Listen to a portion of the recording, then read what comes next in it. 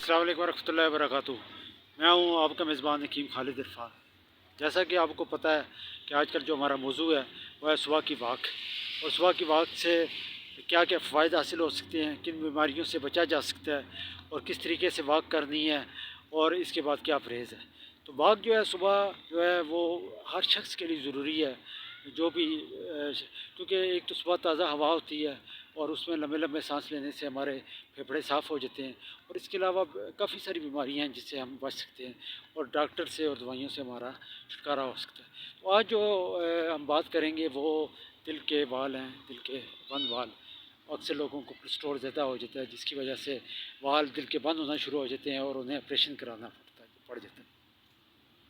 लेकिन अगर वो वाक रेगुलर बुनियाद पे करें, रोज़ाना की बुनियाद पे वाक करें तेज़ कदमों के साथ, जिस तरह मैंने आपको पिछली वीडियो में बताया कि वाक हमेशा जो है वो तेज़ कदमों से और इतनी वाक करें कि आपका पसीना निकल जाए।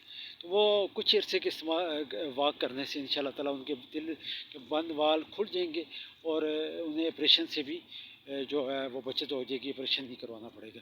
उसका तरीका ये है कि सुबह सबसे पहले जब आप उठें, ठीक है, तो आप सुबह खाली पेट ही एक चुटकी कलवंजी मुंह में डाल के चबा के और एक गिलास गर्म पानी, तेज़ गर्म, वो आपने पीना है। उसके बाद आपने फजर की नमाज़ आप पढ़ लें और फजर की नमाज़ पढ़ने के बाद आप वाक के लिए निकल जाएं। वाक आप घर में भी कर सकते हैं, सीढ़ियों के ऊपर नीचे हो के भी कर सकते हैं और खुली जगह पे भी जाके आप वाक कर सकते हैं। वाक आपने आधा घंटा करनी है और तेज़ कदमों के साथ करनी है और इतनी वाक करनी है कि आप का पसीना निकल जाए।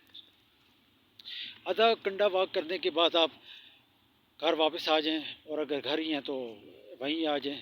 तो वाक करने के बाद आप दोबारा वही अमल दोहराएं। एक चुटकी कलवंजी आप लें, उसे मुंह में डालें, चबाएं और ऊपर से एक तेज़ गर्म पानी गिलास पी लें। ये अमल आपने 2 दफ़ा करना है, एक सुबह वाक पे जाने से पहले और दूसरा जो है वाक से आने के बाद। ये आपने 2 दफ़ा ये करना है।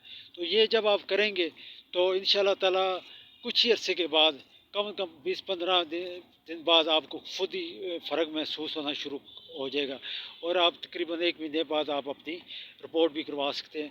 इंशाल्लाह ताला उस रिपोर्ट में यही आएगा कि आपके बाल खुल चुके हैं।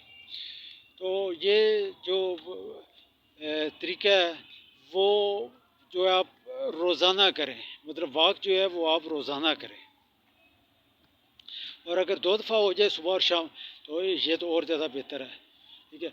और पानी का जो इस्तेमाल है वो गर्म आप पानी इस्तेमाल करें, नीम गर्म पानी, ठंडा पानी आप इस्तेमाल करना छोड़ दें। तो नीम गर्म पानी से इस और ज़्यादा आपको फ़ायदा हासिल होंगे।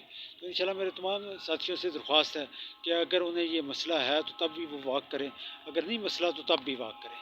क्योंकि वाक एक ऐसी चीज़ है जो आपको डॉक्टरों से बचाती है, दवाइयों से बचाती है, ताज़ा ऑक्सीजन आपके फेफड़ों में जाती है, फेफड़े साफ़ होते हैं और आप बीमारियों से बचते हैं।